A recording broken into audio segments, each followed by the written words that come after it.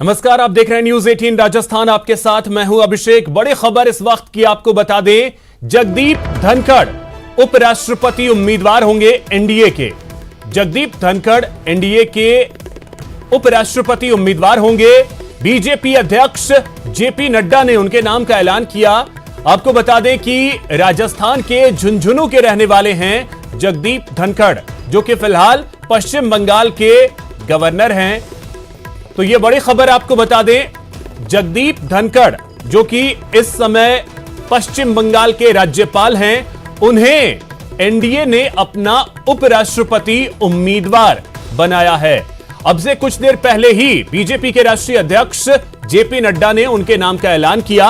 और आपको बता दें कि जगदीप धनखड़ राजस्थान के झुंझुनू के रहने वाले हैं, इस समय राज्यपाल हैं पश्चिम बंगाल के, और अब उन्हें उपराष्ट्रपति के लिए एनडीए ने अपना उम्मीदवार बनाया है।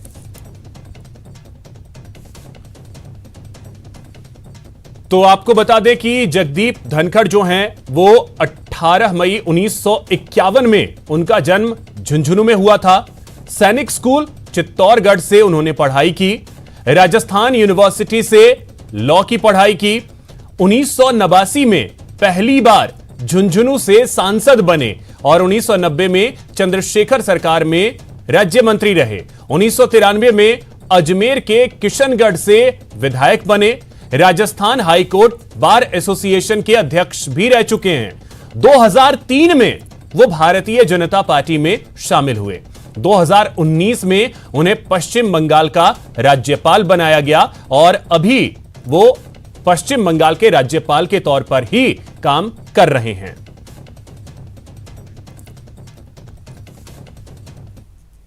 नाम हमारे पास आए जिन पर चर्चा हुई, बड़ी वृहद चर्चा हुई। सभी दृष्टि से चर्चा में, समाज की दृष्टि से, देश की आवश्यकता, बाकी सारी चीज़ों को देख करके सभी नामों पर बड़ा गौर किया गया। लेकिन सभी नामों पर गौर करने के बाद हम सब लोग और भारतीय जनता पार्टी की संसदीय बोर्ड इस निष्कर्ष पर पहुंची है कि उपराष्ट्रपति पद के लिए भारतीय जनता पार्टी और एनडीए के प्रत्याशी के रूप में हमारे किसान पुत्र श्री जगदीप धनखड़ जी को हम उपराष्ट्रपति पद के लिए अपना प्रत्याशी के रूप में घोषित करते हैं।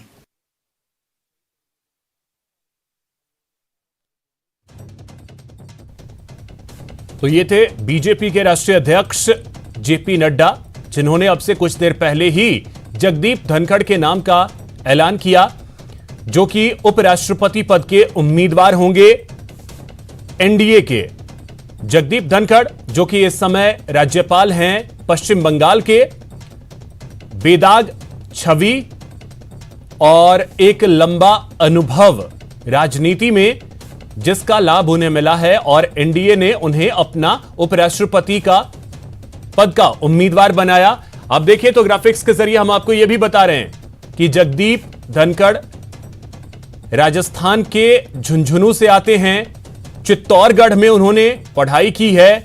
1989 में पहली बार वो झुंझुनू से सांसद बने और उसके बाद वो केंद्र में राज्य मंत्री के तौर पर भी उन्होंने काम किया। उसके बाद विधायक भी रहे। उन्होंने 1993 में अजमेर के किशनगढ़ से विधायकी का चुनाव लड़ा, जीते भी, विधायक भी बने। और उसके बाद आपको बता दें कि राजस्थान हाईकोर्ट बार एसोसिएशन के अध्यक्ष रह चुके हैं। तो इस समय सहयोगी लखवीर शेखावत दिल्ली से हमारे सहयोगी अधिक जानकारी के साथ जुड़ गए। लखवीर, एनडीए ने अपना उम्मीदवार बनाया है उपराष्ट्रपति पद के लिए जगदीप धनखड़ को। क्या यह माना जाए कि एक मास्टर स्ट्रोक है एनडीए का, बीजेपी का, या जैसा राष्ट्रपति में हमने देखा उस तरीके का नहीं, बल्कि कुछ और चीजों को भी ध्यान में रखा गया है? जी बिल्कुल, साफ तौर पर कहा जा सकता है कि मास्टर स्ट्रोक है। और राजस्थान के लिहाज से देखा जाए तो बहुत बड़ी खबर है, क्योंकि संसद के दोनों सदनों में अब राजस्थान का बोलबाला होने वाला है। एक तरफ जहां पहले से ही लोकसभा के अध्यक्ष ओम बिरला कोटा के राजस्थान से रहने वाले हैं, ताल्लुक रखने वाले हैं, वो लोकसभा के अध्यक्ष हैं। तो वहीं अब जगदीप धनखड़ जो झुंझुनू के रहने वाले हैं, जो वर्तमान में पश्चिम बंगाल के राज्यपाल हैं, वे अब उच्च सदन यानी कि राज्यसभा के सभापति का प्रतिनिधित्व करेंगे। उपराष्ट्रपति का उम्मीदवार उन्हें बनाया गया है एनडीए की तरफ से। साफ तौर पर कहा जा सकता है कि जिस प्रकार से आदिवासी तबके को साधा गया द्रौपदी मुर्मू को प्रत्याशी बनाते हुए, तो वहीं अब किसान वर्ग को भी साधा जा रहा है। किसान वर्ग से जगदीप धनखड़ आते हैं, झुंझुनू में के रहने वाले हैं, किसान परिवार से ताल्लुक रखते हैं, एक वरिष्ठ अधिवक्ता के तौर पर इन्होंने अपनी पहचान बनाई है और राजनीतिक तौर पर अगर देखा जाए तो कई महत्वपूर्ण ओहदों पर रहे हैं। पूर्व प्रधानमंत्री चंद्रशेखर की सरकार में मंत्री रहे हैं, राजस्थान के सांसद रहे हैं, झुंझुनू के सांसद रहे हैं और राजस्थान के किशनगढ़ से विधायक भी रहे हैं। तो 30 साल का राजनीति का इनका अनुभव है, सामाजिक जीवन में देश की सेवा करते रहते हैं। जो झुंझुनू में इनका लालन पालन हुआ है, सैनिक स्कूल से इन्होंने पढ़ाई की और वकालत की है। वकालत के तौर पर इनकी बड़ी पहचान है अभिषेक, क्योंकि राजस्थान हाईकोर्ट में ये बार एसोसिएशन के अध्यक्ष भी रहे हैं और सुप्रीम कोर्ट में भी इनके कई केसेस ऐसे हैं जिनकी आज भी चर्चा होती है।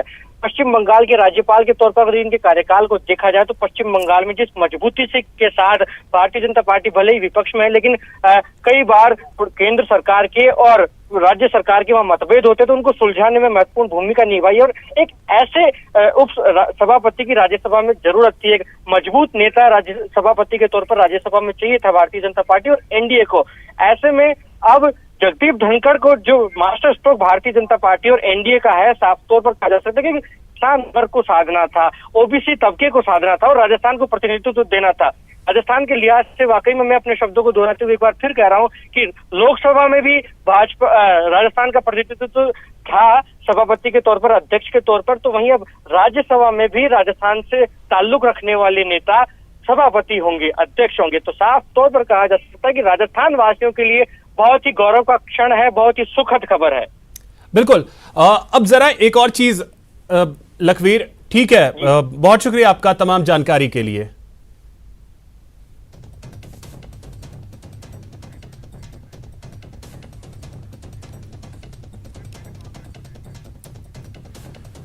तो अब आपको बता दें कि जगदीप धनखड़ जो हैं वो एनडीए के उपराष्ट्रपति पद के उम्मीदवार होंगे। अब से कुछ देर पहले ही उनके नाम का ऐलान किया बीजेपी के राष्ट्रीय अध्यक्ष जेपी नड्डा ने। अब हमारे साथ सहयोगी पवन गौड़ बीजेपी ऑफिस दिल्ली से हमारे साथ जुड़ रहे हैं और साथ ही साथ हमारे सहयोगी सुधीर शर्मा न्यूज रूम से हमारे साथ जुड़ रहे हैं। सबसे पहले पवन, आपके पास आते हुए आपसे तो सबसे पहले यह चीज समझना चाहेंगे, कुछ देर पहले यहीं से जगदीप धनखड़ के नाम का ऐलान किया गया, किस तरीके से इस ऐलान को देखा जाए? बीजेपी और एनडीए ने क्या एक बहुत बड़ा मास्टर स्ट्रोक खेला है राजस्थान के परिप्रेक्ष्य में भी अगर समझा जाए तो?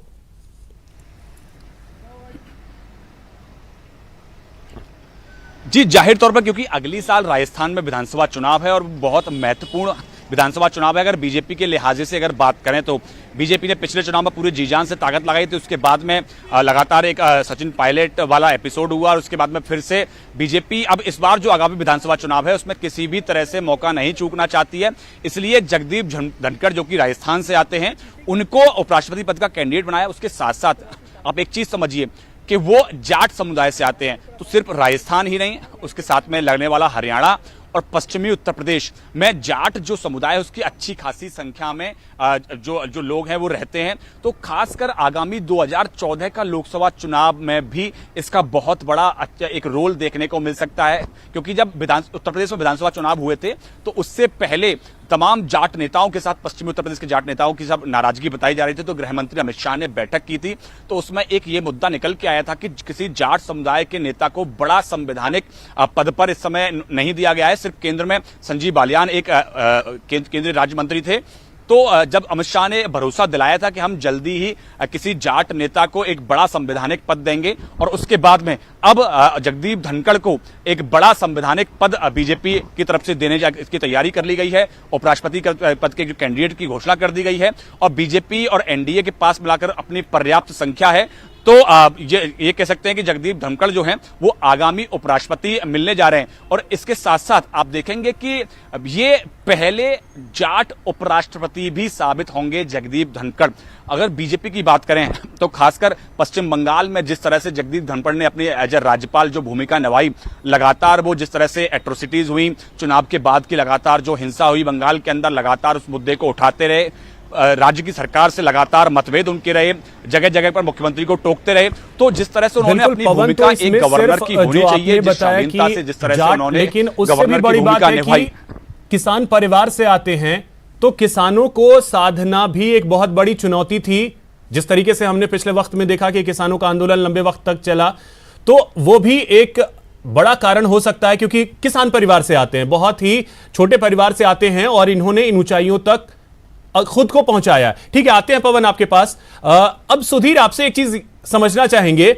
यहां जैसा पवन भी जिक्र कर रहे थे, जाट वर्ग को तो साधना ही था, लेकिन उससे भी बड़ी बात कि किसान वर्ग को साध लिया।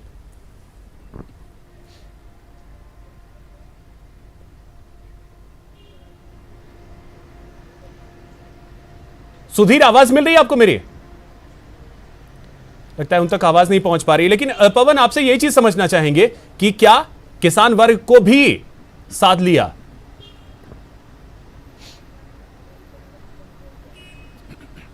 जी बिल्कुल, जिस तरह से बीजेपी अध्यक्ष जेपी नड्डा जब प्रेस कॉन्फ्रेंस कर रहे थे और उपराष्ट्रपति पद के कैंडिडेट के नाम का जब अनाउंसमेंट करने जा रहे थे, तो जब जगदीप धनखड़ का उन्होंने नाम लिया तो उससे पहले किसान पुत्र उन्होंने उसका जिक्र किया।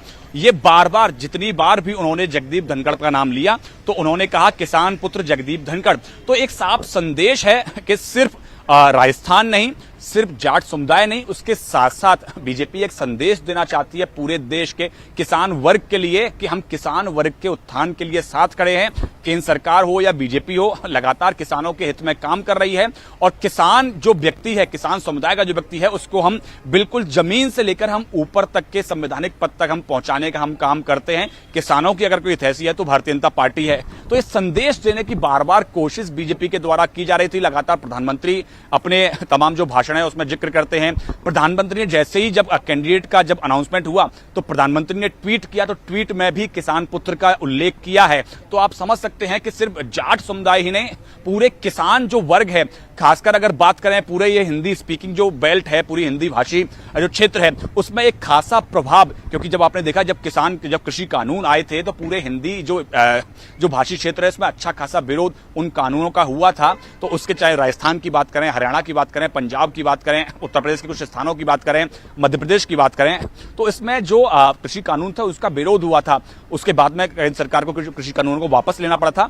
लेकिन अब बीजेपी फिर से एक संदेश देना चाहती है कि हमने किसान के बेटे को उपराष्ट्रपति पद जैसे बड़े संवैधानिक पद पर हमने बिठा दिया है। और कहीं ना कहीं बीजेपी, मैंने जैसे बताया पहले कि 2024 के लिहाज से एक बहुत महत्वपूर्ण है, चाहे वो जाट समुदाय की बात करें या किसान वर्ग की पूरी बात करें, तो कहीं ना कहीं बीजेपी इस पूरे मसले को कैश करेगी। ठीक है पवन, अब इन सब के बीच अगर एक और चीज मैं आपसे समझूं, उपराष्ट्रपति राज्यसभा के हेड होते हैं, अध्यक्ष होते हैं, वहां पे बीजेपी को एक ऐसे नेता की भी जरूरत थी जो चीजों को हैंडल कर सके, क्योंकि राज्यसभा में फिलहाल बहुमत के आंकड़े तक नहीं पहुंच पाई है बीजेपी, तो वो भी एक बहुत बड़ी चुनौती है। और वहां पे वेंकैया नायडू जिस तरीके से चीजों को मैनेज करते थे, विपक्ष में भी उनकी वही पैठ थी जो पक्ष में है। और जगदीप धनखड़ साफ सुथरी छवि, बिल्कुल क्लीन छवि, अगर कहें एक टीएमसी को छोड़ दिया जाए जिससे खींचतान होते रहती है, तो उसके अलावा विपक्ष में भी उनकी वही पैठ है जो पक्ष में है। तो यह भी जगदीप धनखड़ के पक्ष में गया, क्योंकि बहुत सारे नामों पर चर्चा हो रही थी।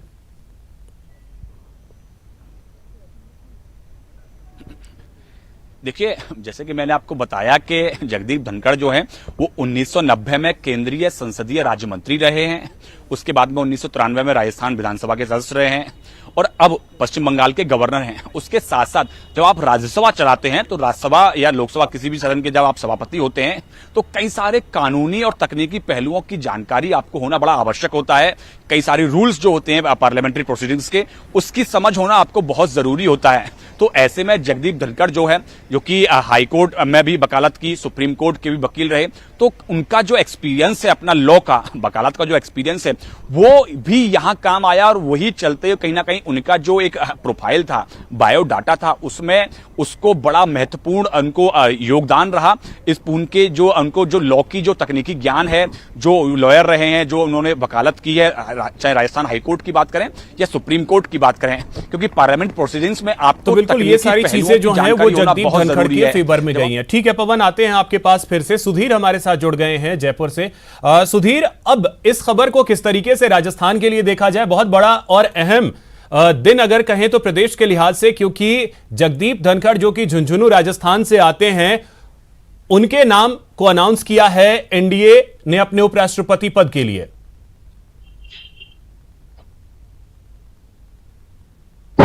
बिल्कुल, आपने सही फरमाया कि राजस्थान के लिए एक समय आया था जब भैरव सिंह शेखावत का नाम उपराष्ट्रपति के लिए तय किया गया था। वो प्रदेश के मुख्यमंत्री रहे और उसके बाद में जाके वो देश के उपराष्ट्रपति हुए। ये दूसरा मौका होगा राजस्थान के लिए, गौरवशाली इतिहास में नाम जोड़ा जाएगा कि जब पश्चिम बंगाल के राज्यपाल रहते हुए जगदीप धनखड़ का उपराष्ट्रपति के लिए नामांकन के लिए उनकी रजामंदी तय हुई है।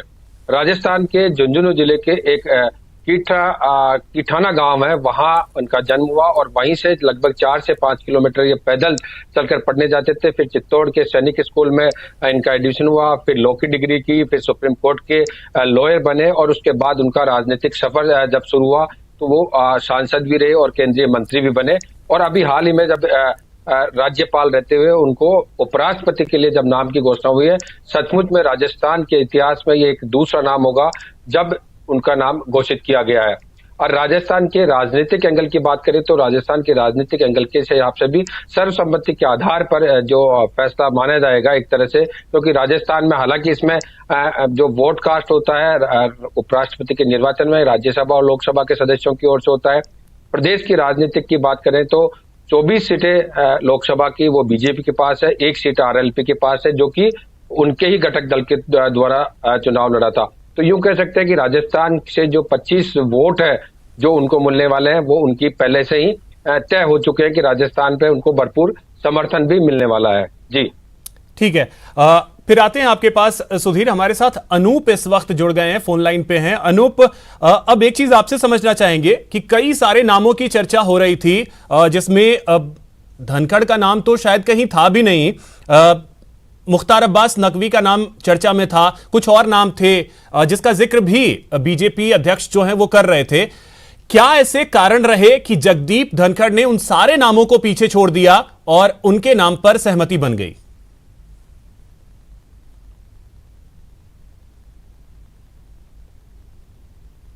अनूप, आवाज मिल रही है आपको मेरी? बिल्कुल बिल्कुल, आपकी आवाज मिल रही है। जिस तरीके से आज पार्लियामेंट्री बोर्ड की बैठक हुई और पार्लियामेंट्री बोर्ड की बैठक के में कई नामों पर चर्चा की गई, कई नामों पर एक तरह से कह सकते हैं कि मंथन किया गया। खुद जेपी नड्डा ने इस बात को बताया है। देखिए, कई नाम थे, मुख्तार अब्बास नकवी का नाम था, हरदीप सिंह पुरी के नाम की चर्चा हुई थी। इसके अलावा भी कई नामों पर सुरेश प्रभु के नामों को लेकर के भी चर्चा थी।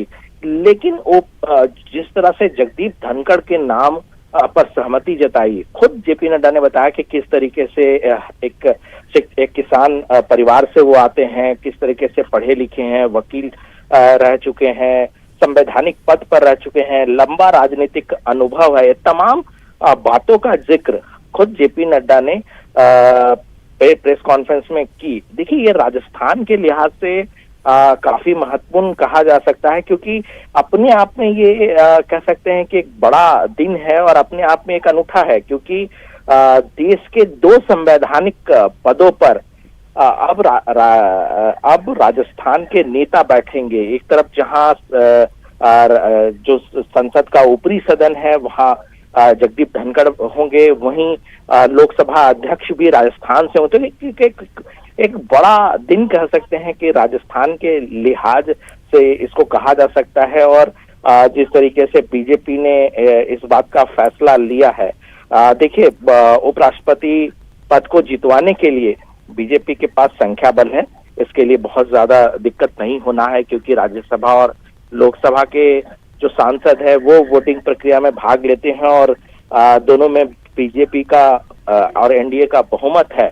तो ये कह सकते हैं कि आने वाले दिनों में जब संसद का सत्र चलता रहेगा तो आप देखेंगे कि दोनों सदनों के हेड के रूप में राजस्थान के नेता जो हैं वो सदन को चलाते हुए दिखेंगे। तो कह सकते हैं कि बड़ा दिन राजस्थान के लिए। जी अनूप, तो इसका जो असर है, इसका असर बहुत दूर तक जाएगा, क्योंकि जैसा कि पवन भी चर्चा कर रहे थे, उससे पहले लखवीर थे वो भी चर्चा कर रहे थे कि 2024 निशाने पर कहीं ना कहीं है और उससे पहले 2023, तो अगले साल यहां चुनाव होने। अब ऐसे में किसान परिवार का बेटा, झुंझुनू का बेटा और जाट परिवार का बेटा, अगर उसे बीजेपी और एनडीए अपना उम्मीदवार बना रही है उपराष्ट्रपति के लिए, तो इसका असर 2023 में कितना पड़ सकता है? बिल्कुल, देखिए अगर हम बात करें कांग्रेस की, तो कांग्रेस के पास एकमात्र जो बड़ा राज्य है वो राजस्थान है, जिसमें अभी उनकी सरकार है। बीजेपी चाहती है कि बड़े तरीके से राजस्थान में जीत दर्ज की जाए, और जिस तरीके से हमने देखा कि पिछले कई दिनों से आपने देखा होगा कि लगातार बीजेपी अपने कार्यक्रमों को बढ़ा रही है, और जिस तरीके से ये जो फैसले लिए गए पिछले दिनों और अभी उपराष्ट्रपति पद को लेकर के तमाम नामों पर चर्चा हुई, उसके बावजूद जिस तरीके से जगदीप धनखड़ के नाम पर सहमति जताई गई, साफ तौर से ये संदेश है कि किस तरीके से पार्टी राजस्थान को तरजीह दे रही है, किस तरीके से उनको वहां के नेताओं को आगे बढ़ाया जा रहा है। जाहिर सी बात है कि एक जाट नेता के तौर पर, एक किसान नेता के तौर पर जिस तरीके से जगदीप धनखड़ के नाम पर सहमति जताई है, बीजेपी को बहुत लाभ होने वाला है, क्योंकि पहले से ही लोकसभा अध्यक्ष राजस्थान के हैं, अब राज्यसभा के सभापति राजस्थान से होंगे। तो तमाम बातें इस ओर बताती है कि राजस्थान को लेकर के बीजेपी बहुत संजीदा है, और राजस्थान में किस तरीके से बीजेपी को एक बड़ी जीत, देखिए बीजेपी इस बात को समझती है कि राजस्थान में इस बार के विधानसभा चुनाव को जीतना बहुत मुश्किल काम नहीं होगा, क्योंकि बीजेपी के नेताओं को लगता है कि एंटी इनकम्बेंसी की वजह से सीधा फायदा बीजेपी को होने वाला है। ठीक है अनूप, एक मिनट आपको रोक रहे हैं। इस वक्त लेफ्टिनेंट जनरल सत्यपाल कटेवा जी हमारे साथ जुड़ गए हैं। सत्यपाल जी, बहुत स्वागत है आपका न्यूज 18 राजस्थान पर। नमस्कार। सत्यपाल जी, एनडीए ने और बीजेपी ने अपने उपराष्ट्रपति पद के लिए उम्मीदवार के नाम का ऐलान किया है। जगदीप धनखड़ राजस्थान के झुंझुनू से आते हैं। इस फैसले को किस तरीके से देखते हैं? देखिए, ये बहुत ही खुशी की बात है कि जगदीप धनखड़ जो जिनकी काबिलियत आपने देखी है, जहां भी होता है, वो बहुत ही कम उम्र में मिनिस्टर बन गए थे जनता दल के अंदर, और उसके बाद बहुत ही लीडिंग लॉयर रहे हैं, और उसके बाद गवर्नर रहे हैं बंगाल के। उनका जो काम करने का तरीका है वो बहुत ही उम्दा किस्म का, और जिस भी पद पर वो रहते हैं उस पद के ऊपर वो पूरा का पूरा जस्टिस करते हैं। उस काम में वो कभी भी ये नहीं सोचते कि ये प्रोटोकॉल क्या हो गया, ये क्या हो गया। जो उनके मन में आता है, जो बात होती है, उसको वो खुले दिल से बोलते हैं। और बड़ी खुशी की बात है कि ये दूसरी बार है कि शेखावाटी का एक लाडला उपराष्ट्रपति पद पर जाने वाला है। इससे पहले भैरू सिंह जी शेखावत जो हमारे पूर्व मुख्यमंत्री हैं, वो इस पद पर रहे हैं, और ये दूसरी बार होगा, क्योंकि एनडीए के कैंडिडेट हैं तो इनका जीतना निश्चित है, और बहुत ही खुशी की बात है। दूसरा है कि हमारे सैनिक स्कूल चित्तौड़गढ़ के ये होनहार छात्र हैं, और पहले उपराष्ट्रपति होंगे जो एक किसी सैनिक स्कूल के एलुमनाई इस पद पर पहुंचेंगे। बहुत बहुत खुशी है, और खुशी की लहर पूरे शेखावाटी, पूरे झुंझुनू में फैल रही है। और हम, मेरे लिए खास तौर से बहुत अच्छा है कि हमारे स्कूल के साथ साथ ये हमारे गांव के भांजे हैं, इनका ननिहाल हमारे गांव में है, और इसके लिए और डबल खुशी हम सब लोगों को है। तो सत्यपाल साहब, एक चीज अब आपसे जानना चाहेंगे। देखिए, जो राजनीतिक चीजें हैं और बाकी सारी चीजें वो तो हर कोई जान रहा है, लेकिन जब आप पर्सनली उन्हें जानते हैं चीजों को, तो फिर कुछ चीजें अगर आप शेयर कर पाए उनके बारे में, राजनीति से परे। तो है कि एज ए ह्यूमन बीइंग एक ऐसे इंसान है, जैसे किसी को बोलते हैं कि 24 घंटे होते हैं, उनके लिए कम से कम एक दिन में 30-35 घंटे होते हैं। मैं इसलिए बोल रहा हूँ ये बात कि वो हर एक आदमी के लिए, चाहे वो किसी तबके से आता हो, चाहे गांव का हो, चाहे वो उनके साथ पढ़ा हुआ हो या उनके साथ कभी काम किया हो, हर एक इंसान के लिए उनके पास समय होता है। ये एक बहुत बड़ी एक क्वालिटी होती है इंसान के अंदर। और इसके साथ साथ ये स्कूल में बहुत ही ब्रिलियंट छात्र थे, और जिन बच्चों को कम आता था कोई पढ़ाई वढ़ाई, तो अपना काम छोड़ करके ये उनको सिखाने में लग जाते थे। ये इनको दूसरों को मदद करना, ये इनके अंदर एक अंदर का जज्बा है। और कोई भी इंसान कहीं से भी आता हो, इनके पास अगर जाता है, बात करते हैं, तो उनके लिए समय इनके पास होता है। कैसे ये समय को अच्छी तरह से मैनेज कर पाते हैं, ये एक बहुत बड़ी खूबी है जगदीप धनखड़ में। लोगों की मदद करना और लीडरशिप क्वालिटी भी। हाँ जी, लीडरशिप क्वालिटी तो देखो वो तो है ही है। लीडरशिप क्वालिटी के तो इसी के कारण तो ये आगे इतना बढ़े हैं। और एक बहुत ही जाने माने लॉयर रहे हैं। जिस भी काम को इन्होंने किया है, कई साल तक इन्होंने सुप्रीम कोर्ट में वकालत की है, इधर हाई कोर्ट में वकालत की है। तो जो ये काम संभाल लेते हैं उसमें ही गिव्स हिज 200%। चलिए ठीक है, ये बहुत बड़ी खबर है सत्यपाल जी। प्रदेश के लिहाज से, शेखावाटी के लिहाज से, झुंझुनू के लिहाज से बहुत शुक्रिया आपका हमारे साथ जुड़ने के लिए और बातचीत करने के लिए। और इसी बीच आपको बता दें कि प्रधानमंत्री नरेंद्र मोदी ने ट्वीट किया है और उन्होंने लिखा कि किसान पुत्र जगदीप धनखड़ जी अपनी विनम्रता के लिए जाने जाते हैं। वह अपने साथ एक शानदार कानूनी, विधायी और गवर्नर करियर लेकर आए हैं। उन्होंने हमेशा किसानों, युवाओं, महिलाओं और वंचितों की भलाई के लिए काम किया है। खुशी है कि वह हमारे वीपी उम्मीदवार होंगे। श्री जगदीप धनखड़ जी को हमारे संविधान का उत्कृष्ट ज्ञान है। वह विधायी मामलों से भी अच्छी तरह वाकिफ हैं। मुझे विश्वास है कि वह राज्यसभा में एक उत्कृष्ट अध्यक्ष होंगे और राष्ट्रीय प्रगति को आगे बढ़ाने के उद्देश्य से सदन की कार्यवाही का मार्गदर्शन करेंगे।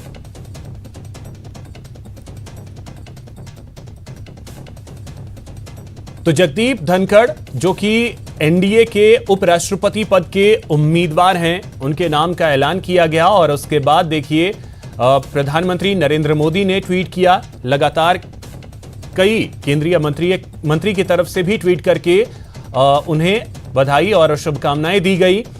वहीं अगर बात कर ली जाए राजस्थान की, तो राजस्थान के लिहाज से बहुत अहम और बड़ा दिन, क्योंकि जगदीप धनखड़ जो हैं वो झुंझुनू के रहने वाले हैं और उन्होंने चित्तौड़गढ़ से पढ़ाई की है और वकालत भी उन्होंने की है और फिलहाल वो राज्यपाल हैं पश्चिम बंगाल के।